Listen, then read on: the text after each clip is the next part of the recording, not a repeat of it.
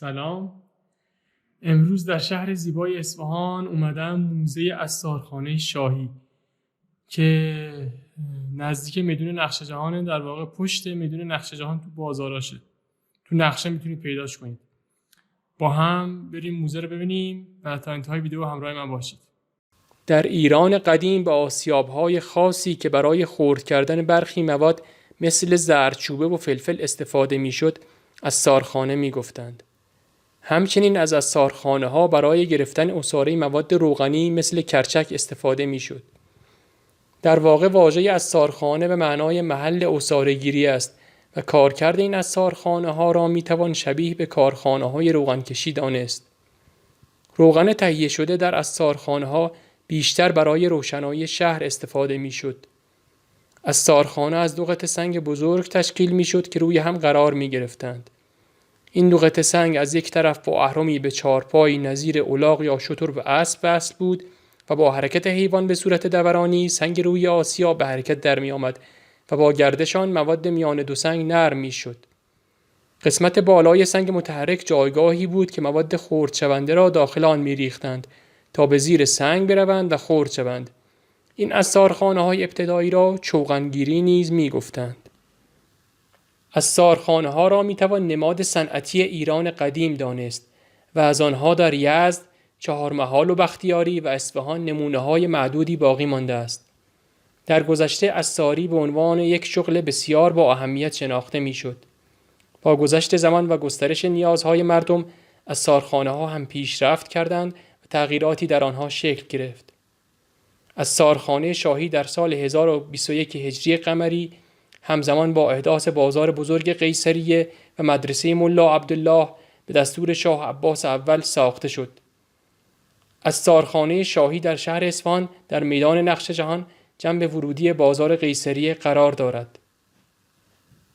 از سال 1340 تا سال 1349 برای حرکت تیر بزرگ و چرخش سنگ آسیاب از موتور برق استفاده می شد و بعد از آن به دلیل صنعتی شدن این حرفه و وجود تجهیزات مکانیزه ادامه کار به صرفه نبود و عصارخانه به مدت 30 سال تعطیل شد. در سال 1379 شهرداری اصفهان عصارخانه را از مالک خریداری و در حدود 2 سال آن را مرمت کرد. سپس آن را به عنوان موزه در اختیار مردم و گردشگران قرار داد. بدین شکل این عصارخانه به موزه کوچک تبدیل شد و در سال 2017 نشان جهانی ایکوم کمیته ملی موزه های ایران را به عنوان برترین موزه کوچک کشور از آن خود کرد. عصارخانه شاهی دارای مساحتی حدود 380 متر مربع است و شامل بخش‌های مختلفی نظیر پیشخوان، بارانداز، شترخوان، گرمخانه و تیرخانه می شود. مساحت این عصارخانه در گذشته حدود 1800 متر مربع بود که در حال حاضر مکانهایی مانند شترخوان، بارانداز و ورودی بازرگانان از بین رفتند و فقط یک تیرخانه و 2 انبار تو در بخش شرقی تیرخانه در 2 طبقه باقی ماندند.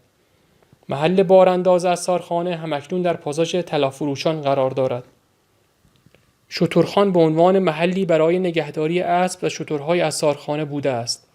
همچنین بارانداز که مکانی برای استراحت بازرگانان که برای روغنگیری راهی اصفهان می شدند از بین رفته است. این عصارخانه در 1 طبقه با ارتفاع حدود 11 متر و 3 فضای گنبدی شکل با مقطع کجاوه ایجاد شده است که سقف‌ها به سبک طاق و چشمه است و نورگیرهای سقف روشنایی عصارخانه را تأمین می کنند. ساخت سقف گنبدی به منظور حفظ خنکی محل برای نگهداری روغن بوده است. دیوارها و سقف خشتی بدون کاربندی، قابسازی، تزیینات و پنجره ساخته شدند. عصارخانه‌ها در گذشته چندین در ورودی داشتند که هر در مختص گروهی بوده است. مثلا یک در برای ورودی مشتری و دیگری مخصوص ورود کارگران. روغنکشی در عصارخانه شاهی. به محض ورود به عصارخانه وارد تیرخانه می‌شویم که مهمترین بخش عصارخانه است. در مرحله اول دانه‌های روغنی ابتدا وارد قسمت پیشخوان گردیده و بنا به نوع مصرف خوراکی، سوخت و دارویی طبقه بندی می‌شد. در مرحله بعد دانه‌های روغنی را پاک می‌کردند و دانه‌هایی را که نیاز به بو دادن داشت در گرمخانه بو می‌دادند تا زیر سنگ آسیاب نرمتر عمل کند. محل گرمخانه در طبقه دوم استارخانه است. بعد از بو دادن دانه‌ها پوست آنها را گرفته و وارد مرحله آسیاب سنگی می‌شد. در قدیم از شتر نر، اسب یا گاو استفاده می‌کردند تا سنگ بارمالی را به حرکت درآورد. حرکت حیوان سبب می‌شد دانه‌های روغنی خام زیر بار سنگ آرد شوند. سپس مواد آرد شده را به محل دیگری می‌فرستادند و با آب مخلوط می‌کردند تا خمیر شود و سپس خمیر را در سبدهای ضخیمی به نام کوپی که از جنس گیاه بود می‌ریختند و به تیرخانه ارسال می‌کردند. این سبدها نقش تصفیه کننده را داشتند. تیرخانه بخش اصلی از استارخانه بود که روغنگیری در آن انجام می‌شد. این مکان از 2 تیر قطور بزرگ از جنس چوب چنار، قرقره و اهرم چوبی، چاهی به اسم تیولیه و دیوار اسپر تشکیل می‌شد. کف تیولیه ناودان و خمره‌ای برای ذخیره روغن قرار داشت و دیوار اسپر با ضخامت 5 متر از کلاف‌های چوبی ساخته شده بود.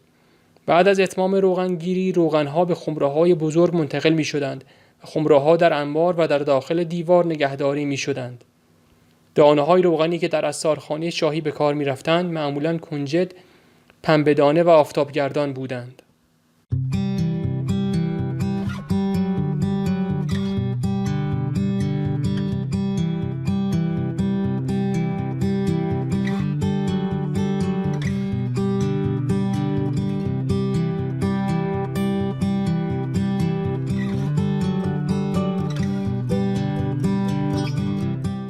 استارخانه شاهی اصفهان یادگاری تاریخی و اقتصادی از عصر صفوی به شمار می آید و سندی است بر صنعتی بودن اصفهان در عصر صفوی.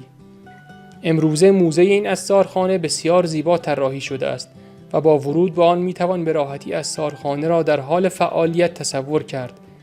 وجود مجسمه‌هایی در حال کار در استارخانه تأثیر قابل توجهی روی تجربه بازدید کنندگان می گذارند. همچنین مجسمه شتری در این استارخانه دیده می شود که در حال انجام کار است.